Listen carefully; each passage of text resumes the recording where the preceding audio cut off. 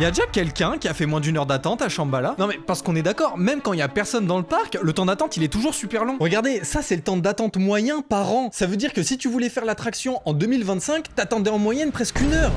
Et ce que je comprends pas en plus, c'est que quand tu regardes la même chose pour Silver Star, bah il est à 20 minutes. Pourtant les attractions elles sont pareilles, hein, c'est le même modèle. Regardez les stats, c'est quasiment identique. Et c'est pas non plus une question de fréquentation, hein. Il y a beau avoir du monde qui va à Port Aventura, Silver Star il est à Europa Park. C'est le deuxième parc le plus visité d'Europe après Disneyland Paris. Pourquoi on attend autant à Shambhala alors? Et pourquoi on attend autant partout dans le parc en fait? Parce que là, je vous ai même pas parlé d'Uncharted, où là le temps d'attente moyen il dépasse bien les 1 heure.